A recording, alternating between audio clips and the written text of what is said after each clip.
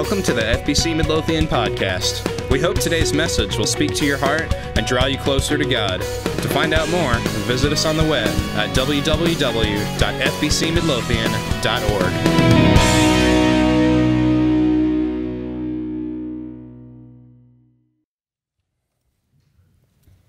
Hello. Hi. Can I help you? Yes, I have an appointment with the Lord. Oh, good for you. Well, let's see. Name, please? Yeah, Larry Stratton. Okay, let me just find... Ah, there you are. Okay, sign here, please. If you'll just have a seat right over there, the Lord will be with you and he's ready for you, okay? Okay. Larry, is it? Yeah, Yeah. Waiting on the Lord, huh? sure am. Really? So, what'd he call you for? A career change. Really? What to? I think he wants me to be a teacher. No way. Wow, that's awesome. Hey, guys, you get that? The Lord has called Larry here to be a teacher. A preacher? What kind of occupation's that? No, Abraham. He said a teacher, not a preacher. You'll have to forgive Father Abraham here. He's getting up there in age. No problem at all. If you don't mind me asking, just how old are you, sir? Cold? It is kind of cold in here. It kind of reminds me of that winter outside of Sodom. He said how old? Oh, how old? Well, Barry, I'm old enough to be your father. It's Larry, and congratulations on being really old, I guess. Well, congratulations to you, Harry. Larry, and thanks. So, anyway, what's your time frame? What are you thinking? Well, I don't know. I've got a business degree, so I'm going to have to go back to school. I just hope I won't have to wait too long. Too long. How long is too long? Well, I'm hoping just a year, to get my teaching credential. 1 year, huh? That's what I'm hoping. But you know how those certifications can go. It may be closer to 2. Oh, 2 years. Yeah, I don't know if I can handle that. Can't handle 2 years? Yeah. I can't handle 2 years. Well, what's so funny? Kid, you do know that this is the Lord you're waiting on, right? Well, yeah, And you know the Lord is famous for making people wait, right? I guess so. I mean, how long could he make me wait? Well, let's see. It took me 39, 40 years to get out of the desert. 40 years? Yes, sir. You must Yes, be joking. sir. You must be joking. Well, when I was 15, the Lord came to me and said, David, you're going to be king of Israel. It wasn't until I was 40 that promise actually came true. And you think that's a long time. That's Father Tom here, how long he waited for a son. Have some fun? Well, yes, sir, I like to have some fun. I'm a almost professional charades player. Hey, boys, what am I? No, Abraham. He wants to know how long it took you to have a son. Isaac. Oh, my son, let me see here. Divide by 2, carry pi. It was almost 100 years I waited for Isaac. Hello. Can I help you? It's me again, here to see the Lord. Oh, and you are? Jacob, you would also find me under Israel. Well, aren't you just God's precious workmanship?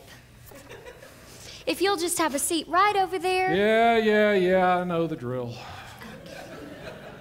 So, what are you waiting for? A wife. Jacob, you were just here, weren't you, waiting for a wife? Yeah, I was. 7 long years I waited for a wife, only to get duped by my father-in-law. Now I've got to wait another 7 years. It's a long story. Hey, Grandpa. Oh, hey there, sport. How's the hearing aids? What? The hearing aids. I don't have any Rolaids. Wait. You mean to tell me that you've been waiting for 14 years? Well, as long as it takes. You guys are crazy. I think I'd give up if it were me. Oh, Larry, don't say that. People walk through that door every day, and when they find out God has a plan for them, and they just need to wait on him, they freak out and they walk right back out the door because they're ready now. Yeah, no one has any patience anymore, David. Not like we did. Yeah, but come on. 14 years, 40 years, 100 years? That feels like forever. It's not forever. It's just long enough. Long enough for what? It's long enough for God to prepare you for what He has in store for you. Yeah, you see, Larry, God doesn't have you here to punish you during this time. He's got you here to prepare you while you wait. And then when He is ready, you'll enter the field. Not when you're ready. I'm ready now.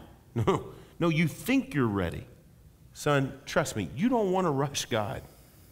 I guess it would be bad to jump in before I'm really ready, and God does know me and what I need better than I do, but still, it doesn't make the idea of waiting any easier. It's not supposed to. No, what you got to do is you've got to focus on what's most important. My career goal? No. The God that gave you that career goal. So will that make time go by any faster? Listen, son, life goes by fast enough. Just keep your eyes on God and enjoy the wait. Trust me, Gary, I know what I'm talking about. It's Larry.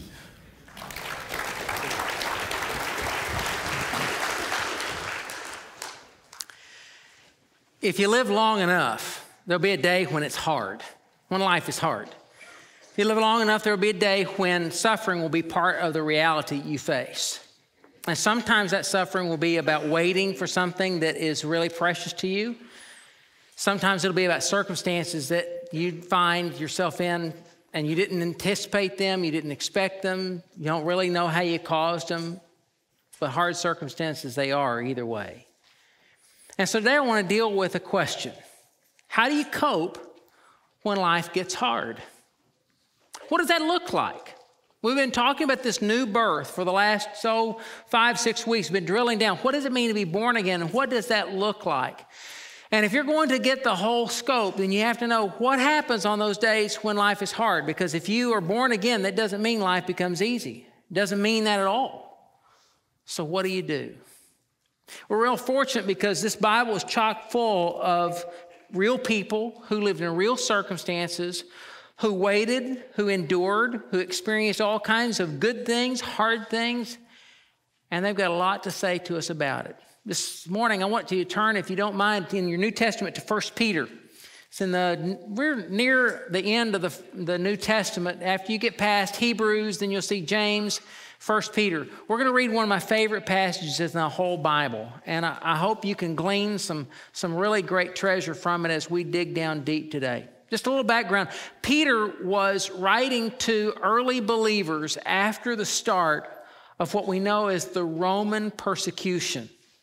It was a time when the people who were angry at new Christ followers were all Jewish. They didn't like it, and they saw that they were starting what they called a sect, sort of this subgroup. The Romans saw it as a completely different picture because in Rome, they practiced emperor worship. And you were to bow down to the emperor as if he were God. And Christians wouldn't do it. And they were seen as insurrectionists, rebellious people. And they began to persecute them. One emperor after another began to make stricter and stricter laws, stricter and stricter punishments. And Peter is writing to those early believers when they don't know how long their lives will last, what they will have to face. And Peter will have to tell them why it's worth it. This morning, I want you to read in chapter 1. And because if you live long enough, life will become hard and you'll face suffering. Peter tells us how we get through that, how to cope. Verse 3 of chapter 1 says this: Praise be to the God and Father of our Lord Jesus Christ. In His great mercy, He has given us new birth into a living hope through the resurrection of Jesus Christ from the dead, and into an inheritance that can never perish, spoil, or fade, kept in heaven for you, who through faith are shielded by God's power until the coming of the salvation is ready to be revealed in the last time. In this you greatly rejoice, though now for a while you've had to suffer grief and all kinds of trials. These have come so that your faith, of greater worth than gold, which perishes even though refined by fire, may be proved genuine and may result in praise, glory, and honor when Jesus Christ is revealed. Though you've not seen Him, you love Him. And even though you do not see him, you believe in him and are filled with an inexpressible and glorious joy. For you are receiving the goal of your faith, the salvation of your souls. We've been trying to drill down into this concept of the new birth, being born again. And Peter talks about an aspect of being born again that really has everything to do with your days when you face trouble and pain. He says that we are born into a living hope. We're born into a living hope. It is the place where our trust resides when we face difficult things. It is based on something that's beyond us. He says we're born into that living hope through the resurrection of Jesus from the dead. So it's something that's created, that's miraculous. It's beyond you. It's something far beyond any of your power. It's something only God could do. But you are born into that just like babies are born into homes. You know, every time you have a baby born, and we've got several families right now that are expecting, and they're counting down the days. We've got some brand new moms and dads that are running around here. In fact, this week we have a brand new mom and dad for an adoption that just was completed for a child that came from Haiti. So that new day, that day when those parents can finally say, we're parents, here we are. It's a big day. The doctors and nurses will scramble around trying to get everything done to try and take care of mom. Dad stands beside her and tries to give words of encouragement and walk through that. Some dads have the scars from that time, but that's a time when only that mom can do the final work to bring that baby into the world. And when that happens, every one of those children are precious and priceless. That's regardless of whether they can walk or talk, whether they can see, they can hear, whether they have all their digits. Every single one of them is priceless and precious. But what defines a childhood is not the fact that they were born. It's the home into which they were born. Millions of children will be born into abject poverty. They will be born and they will not be seen as precious little treasures to bring home from the hospital. They will be seen as another mouth to feed, a burden, a liability. Millions will be born into our world who from the moment they enter this world, they will be destined for trafficking and slavery, to be abused. And millions will be born to homes where mom and dad have anticipated their arrival with great affection, great preparation, great hope. And that those children will go home to a place where they're wanted and protected and treasured. I remember the day when Kelly told me it was time for us to have kids. That was a joke. I remember the day she told me that we were going to have kids. I was not really ready. I was hesitant because I was trying to figure out how in the world we would pay for children. I wanted to have a spreadsheet that told, here's what's going to happen, here's how we're going to pay for it. We were in a one-bedroom apartment at the time, and it was a struggle to take care of that. The idea of doing something with more space or having a bassinet in the bedroom did not square with me. And so I tried to figure out how in the world are we going to do this? How are we going to make that work? I wanted to know we could pay for them. We could afford kids. Now, I have a question. Did anybody ever do the math where it actually worked out before the kids came? Anybody? Did anybody actually accomplish that? I've been looking for somebody. They said, yeah, we did it. We thought through it and we made our plans and No, most of us are scared to death. The moment we find out that a child is coming, we don't know a whole lot more when they get here. But affording them, it never works out on paper. Somehow it always works out in life. The one thing I knew, though, was if we did have a child, we'd give that child our love, our best. We'd make sacrifices. We'd do whatever we needed to do. And even though we were flawed people, we would work to become healthy parents. That's the kind of home we hoped our boys would be born into. Well, what kind of home is that hope? You know, Peter says we are born into this home called hope so that we approach life differently, even when it's hard, because we live by hope. But exactly what kind of home is hope anyway?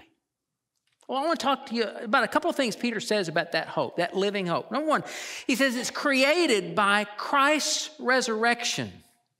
It's created by this supernatural event that you could never manipulate or control.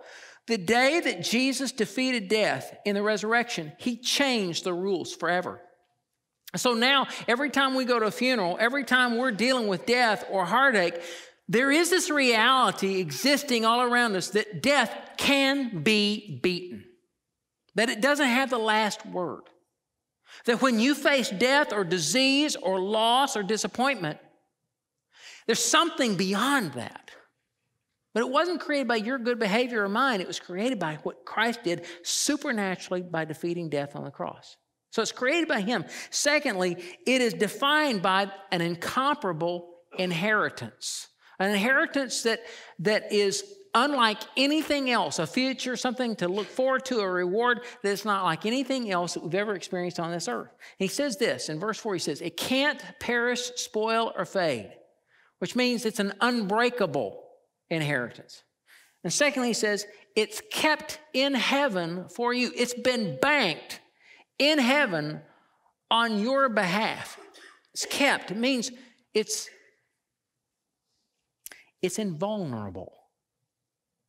How about you? But when I think about things about which I hope, most of those things are breakable. Most of those things are fragile. If I put my hope in my health, well, if I live long enough, I'm going to see that health broken. That's true for every human being.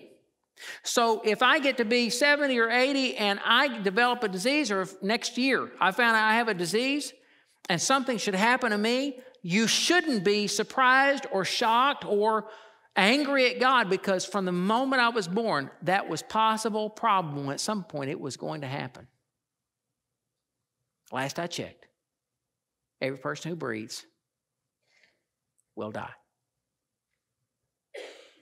If I bank my future, my inheritance on how much money I'll make, I could tell you story after story after story of people in our church who had a great job and then had no job. Tried to get another job, spent months. Careers are fickle. They can change like that. You need a hope that's secure. Hope that lasts even when life is hard.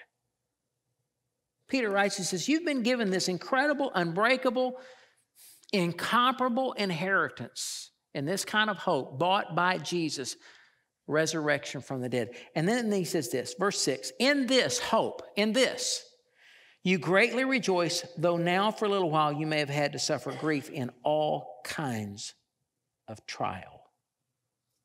This kind of hope allows you to do something that defies the logic of our culture, where you can suffer fully and still retain your joy. Now, I want you to understand what I'm talking about here. This is not say, oh, I'm so happy I'm suffering.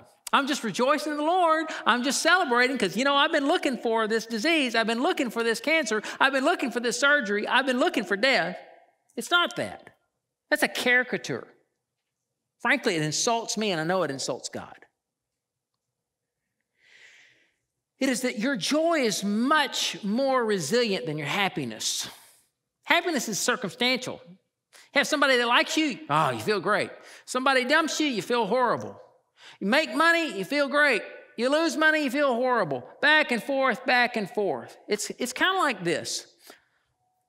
Happiness and joy are related like romance and love. Romance is a Richter scale. Man, there are some days when you love somebody and you can't stand it. It may be when you're in 5th grade and there is a 5th grade girl across the room and you can't think of anything else. And if you're a guy, you're going, what has happened to me? You may be an 18-year-old and there's one guy. Boy, your Richter scale of your heart goes bonkers. But you haven't experienced love yet. Love is that quality of relationship that taps into your best and deepest resources as a choice. I choose to serve. I choose to be gracious. I choose to forgive. I choose to hope. I choose the best. And it's a steady bedrock for a relationship. Your romance goes up like a Richter scale, but even on those days when your romance feels dead, that love continues to work and holds you together. And when it holds you together long enough, all of a sudden the Richter scale goes off again. Those are very different.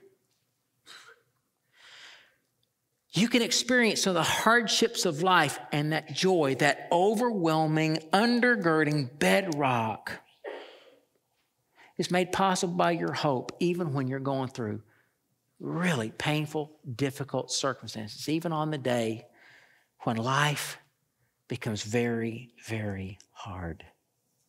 Listen to what he says about those. These sufferings, these have come so that your faith, of greater worth than gold, which perishes even though refined by fire, these have come so that your faith may be proved genuine, real, permanent, solid. They may be proved genuine. It's the picture of the refiner that looks into this beautiful metal that he's refining, and the hotter it gets, the brighter it gets. And the person who's doing the refining looks into that pool of liquid, molten ore and sees his reflection. The brighter, the cleaner, the purer it becomes, the more his reflection is clear to him. You see himself. God looks upon us and he begins to refine us so that his reflection becomes ours. We take on his character. We begin to be more and more like the Jesus we say we love. He says it's proved genuine. So this whole experience of hope changes how we experience that suffering. It changes how we experience it, and it changes how you benefit from it. It proves you genuine. And here's how that happens. Can I tell you how many times I've heard people say, I've gone through this and it's been bad, but God has been carrying me through it. He's been sustaining me in it. I can't describe it. I don't understand it. But he's walked with me through it. All that in theory probably doesn't do much for you. So I think it's important for you to see it in the real time.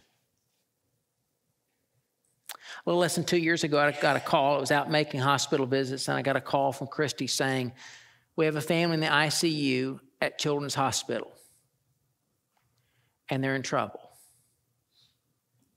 And so I said, who am I looking for? And they told me. I said, I don't know. I mean, those names are kind of familiar, but I don't know. What am I looking for? Who would they look like? Give me a description. And so we were scrambling. Okay, this is what they look like. And so I walked in, and I saw this woman sitting there that looked kind of like the description I'd heard. And I walked up to her, and I said, are you Wendy McClellan? She, no, I'm her sister, but I'll take you to them. And I walked into that little ICU unit in Children's Medical Center. And that day I met Troy and Wendy standing by the bedside of their little girl, Sophia. You want to know what hope looks like in action? You need to see their story. We moved to Midlothian 3 years ago and visited around at different churches. After deciding this was the place, we looked up a Sunday school class, and since we had a toddler and one on the way, we chose the growing families because it seemed appropriate. We knew after we visited a couple of times that it was just a perfect match. One on the way. That was a gift from God because we were through with children, so we thought. God decided that He was going to bless us with Sophia.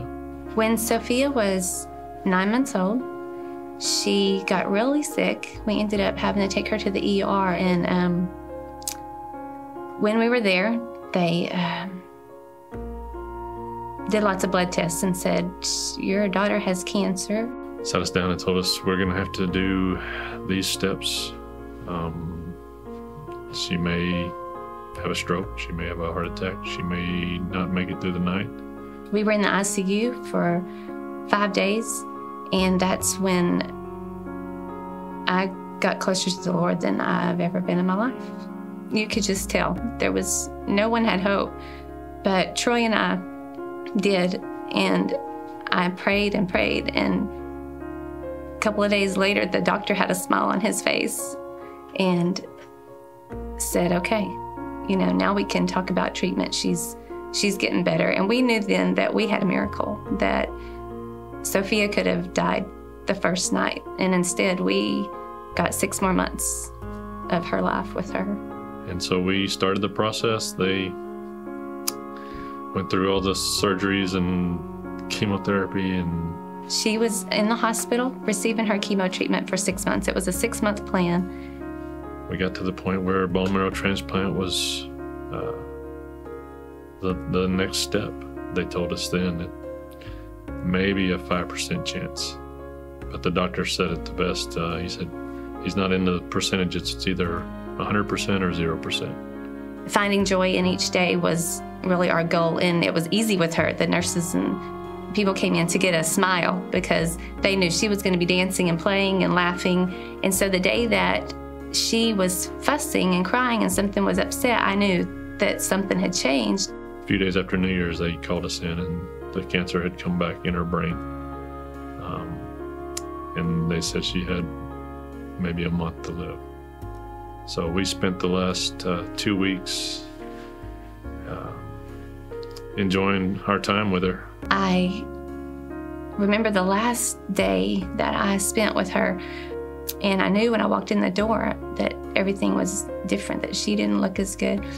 And the nurse had this look on her face and told me what was going on. I said, I need to hold her. So I picked her up and I held her, and she took a few more breaths before she passed away, but it was so peaceful. We don't understand what God can do in such huge moments. We knew that it was always a possibility, and that when we were in the hospital, we knew that God had put us there, and therefore, whatever He chose to do, we would have to accept. I don't have to like God choosing to take Sophia home, but I have to trust that He knows more about it than I do. There's no words that can describe the pain that you feel after you lose your child, but there's also no words to describe what God can do in you when you're at your lowest and when you're struggling. God can pick you up and keep you going, and I depend on that every day. We're not the same.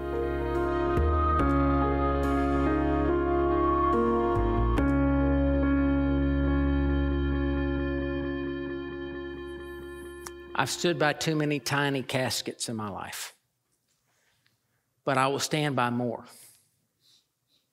Heard too many stories about cancer, but I will hear more. Too many stories about broken marriages and infidelity, but I will hear more. Because if you live long enough, a day will come that's really difficult, really painful. Troy and Wendy, they walked through that experience, and there were days of great tears. There were days of great joy. I'd walk in, and I would literally say, I thought she was sick. Well, she would be entertaining the whole wing.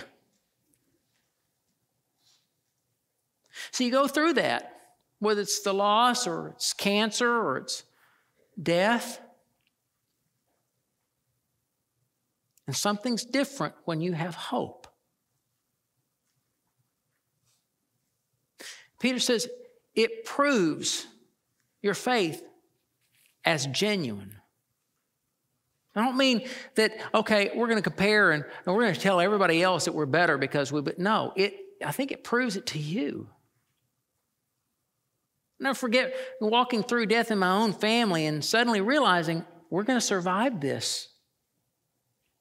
This is still going to be, okay, I don't like it, it's sad, but we are going to survive this, and God is still going to be in his throne, and he's still going to express his love for us. And I watched that with the McClellans, just like I've watched that with so many of you. Listen to what he says. I love this. They've come so your faith of greater worth than gold, which perishes even though refined by fire, may be proved genuine. This is the best part. And may result in praise, glory, and honor when Jesus Christ is revealed. You know, for years, I understood this one way, and I remember the day when I understood what this was saying. You know, there's certain things that happen in your life. You remember what you were doing when you got the call that you got a job, or you remember what you were doing when you heard someone tell you that they loved you for the first time. You remember certain things. They're anchored in history. This is anchored in my history about 10 and a half years ago.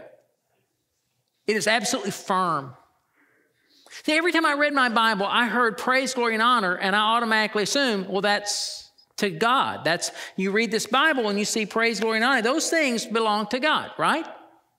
And they do. In most of those sentences, you read through this and you find that praise, glory, and honor belong and are due to God. But in this instance, scholarship is consistent. Everything about the structure says that what Peter's saying, that your genuine faith in those hard days actually results in praise, glory, and honor from Jesus. What we call the applause of heaven, that he watches, he sees, and that hope that we cling to as we trust him, they result, those hard things, those days result in praise, glory, and honor when Jesus Christ is revealed. We're in that messy point between the experience of our trust in him and seeing that fulfilled when Jesus comes back. But when he comes back, when Jesus Christ is revealed, at the very last of all things, when he is revealed, on that day, heaven, all of heaven, will be giving praise, glory, and honor to his kids as they come home. It's from Jesus. So I call it the applause of heaven. You think about the greatest applause, the thundering applause of something really, really wonderful that happens. And he calls out from heaven on that last day, Wendy and Troy, I watched you as you trusted me, and you entrusted your daughter to me, and I have kept her safe for you. Well done. You honored me. Now I choose to honor you. Says to Nancy, you honored me when you had cancer and you were going through all those things. And after you were declared cancer-free, you chose to honor me in a bus full of people saying, celebrate with me because God healed me. I'm cancer-free. And the applause of heaven will ring out when you were in pain. You trusted me. Say to a husband who was faithful to an unfaithful spouse, you honored me when your family fell apart. You honored me when you didn't want to trust anybody, but you chose to trust me. Well done. Well done.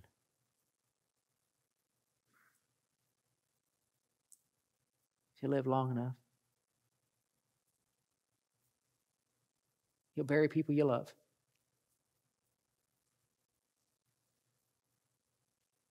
Live long enough, one of your precious neighbors will get disease. Live long enough, it'll be your brother or your sister who shows up one day at your doorstep, tells you his family's gone. Live long enough, and it'll be your friends beside a tiny casket. And it won't matter what kind of outward religion you want to add to that. What will sustain you is your hope. Created by Jesus' resurrection from death. Defined by an incomparable, irrefutable, unlosable inheritance. And it will result in praise, glory, and honor for you.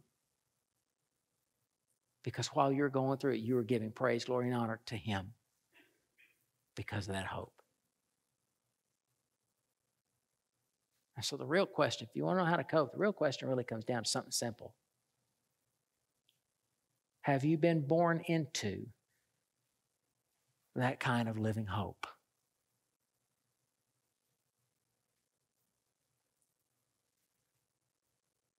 Time to answer the question. Would you pray with me?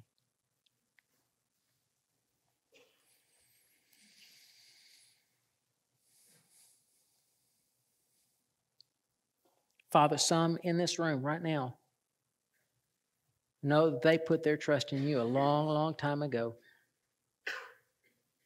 Some of them have already seen their share of hard days. They've seen their share of disease or loss or death. But they have trusted you, and somehow you have carried them through. They've testified of your power, of your grace, and of your patience with them, because going through that didn't mean it was a party. It was just as painful as any of us would expect, but it was redeemable pain. And you did not desert them, and they will gladly tell of that. But Father, there are others here who haven't experienced that pain, and they hope that their hope will be real enough, big enough to see them through. Lord, I know if they have put their hope in anything but you, that hope will crumble when the time comes. Because performance and good intentions and good intelligence will not make up the difference for the broken heart's gap. So, Father, for those, I ask that you give them courage today to put their trust in something that's bigger. That they'd put their trust in you today. God, grant them courage to do that. That they might consider you truly the sinless Son of God. They might truly see what you did on the cross as something that was personal payment for them. And they might believe truly that you defeated death in the resurrection so that we can have not just any hope, but a living hope. Father, I pray for those in our congregation that right now are facing life with fear because they've got a diagnosis or they've got a surgery or they've got a pain. They have a loss. They have a future that's completely uncertain. We ask that you would come alongside them with comfort, that you would carry them through just as you carried Wendy and Troy through. God, we don't like pain. We'd rather avoid it than anything, but we thank you so much that you express your mercy to carry us through it when it does come. Prepare us all for that day so we might be ready and we might be found faithful, just as you have been overwhelmingly faithful to us. That I pray in Jesus' name. Thanks for joining us for today's podcast. To find out more, visit us at www.fbcmidlothian.org. FBC Midlothian, where we're transforming our community one changed life at a time.